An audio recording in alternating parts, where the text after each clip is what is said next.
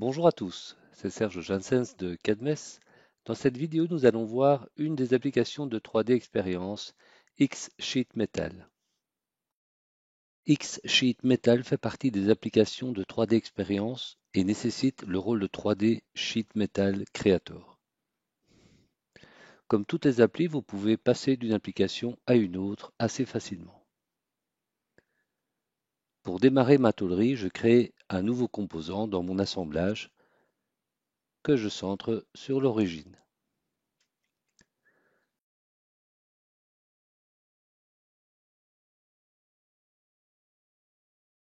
À l'aide du curseur, je vais changer la transparence pour pouvoir m'appuyer sur la conception existante. Pour commencer de la tôlerie, vous avez le choix entre une esquisse fermée ou ouverte. À l'aide du raccourci S, je sélectionne la ligne pour construire ma géométrie. Vous pouvez utiliser l'outil cotation ou cliquer sur la ligne pour modifier sa cote existante.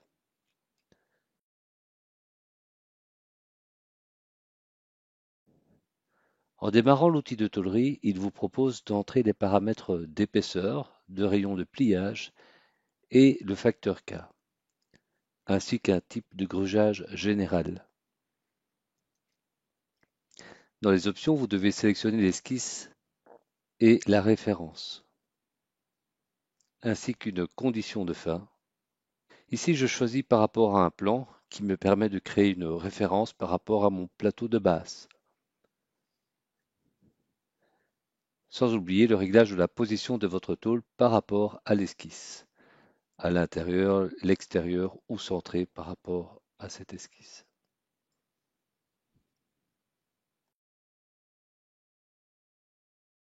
Pour la suite, nous allons utiliser paroi sur arête, qui correspond à une tôle pliée sur arête dans SolidWorks. Cet outil permet donc l'utilisation d'une esquisse, que nous verrons un peu plus tard, ou d'une arête. Vous pouvez bien entendu sélectionner plusieurs arêtes, et s'il y a chevauchement, les découpes se feront automatiquement. Différentes options sont à votre disposition. Mesure à l'intérieur ou à l'extérieur de la tôlerie. Positionner la tôle à l'intérieur ou à l'extérieur du matériau. Et au besoin, faire un petit décollage comme ici. Une autre option dans les parois sur arête, géométrie de limite, vous permet de créer des décalages par rapport au début ou à la fin de votre arête, ou alors par rapport à une référence donnée. Pour terminer la fonction, je vais également créer un décalage de 4 mm pour venir contre ma tôle pliée précédente. Dans les outils, nous retrouvons le chanfrein ou le congé de tôlerie avec des options classiques distance, distance ou distance, angle. La sélection peut se faire à l'aide d'une fenêtre. Comparativement à SolidWorks, si vous devez créer une tôle sur arête avec une forme bien précise, il faut d'abord faire une esquisse. Ce que je fais ici en partant du bord de ma tôle. Je crée la forme géométrique, je la cote et j'ajoute les relations nécessaires pour la contraindre. Info signalée ici par un petit moins entre parenthèses qui disparaît une fois contraint. J'active à nouveau paroi sur arête et je sélectionne l'option esquisse. Il n'y a plus qu'à sélectionner l'arête et l'esquisse pour voir le résultat. Autre outil important en tôlerie, la possibilité de réaliser un pli à l'aide d'un trait esquissé. Je commence donc par créer mon trait qui ne doit pas être totalement contraint. Et dans les options de l'outil repliage, sélectionnez l'esquisse et le point fixe. Pour faire un perçage, vous pouvez utiliser plusieurs outils. Ici, je vais utiliser celui de la tôlerie, découpe, qui se base bien entendu sur une esquisse et qui se lie à l'épaisseur de votre tôle. Faites juste attention au sens des flèches. La flèche rouge signale l'enlèvement de matière. À ce stade, je n'aurai plus besoin de me référencer à mon assemblage. Je pourrais juste ouvrir la pièce ou alors changer la transparence de manière à ne voir que ma pièce actuelle. Un autre outil vous permet de créer des bords repliés de type spécifique, tombés en forme de goutte d'eau ou écrasés, que je présente ici, afin de renforcer ma tôle par exemple.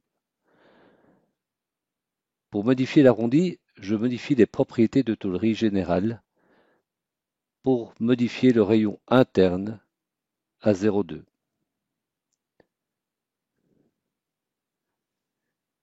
Il ne me reste qu'à symétriser ce que je viens de faire. Il est également possible de faire de la déformation avec une géométrie que vous créez ou que vous importez. Une invite me permet de choisir un composant dans mon 3D Space, composant que je retrouve facilement à l'aide de l'outil Recherche. Je pourrais avoir un visuel dessus. Une fois sélectionné, il le place à l'origine de mon composant. Il ne me reste plus qu'à le positionner à l'aide d'une esquisse contenant un point. Je contrains celui-ci par rapport à une relation horizontale et une cotation par rapport au centre. Je peux à présent activer l'outil Embouti. Il me demande de sélectionner le point d'esquisse, le poinçon et la face qui doit disparaître. Pour une aération plus importante, je vais créer une répétition linéaire dans les deux sens.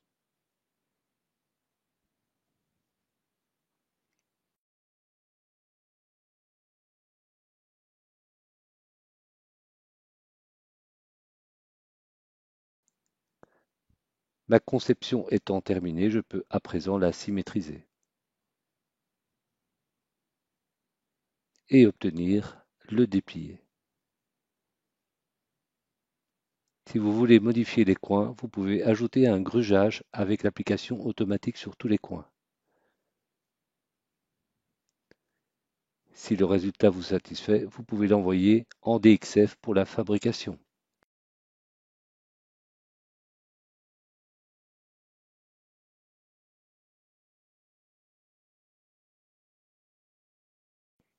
Étant donné que j'ai travaillé dans le contexte d'un assemblage, une modification de ma pièce de base me modifiera ma tôle également. Voyons cela.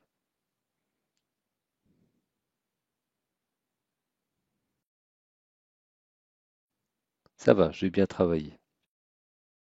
Si vous devez importer des fichiers en STEP par exemple, vous pouvez utiliser la reconnaissance de tôlerie. Sélectionnez la phase de référence et laissez le reste sur automatique. Vous pouvez à présent faire le déplié.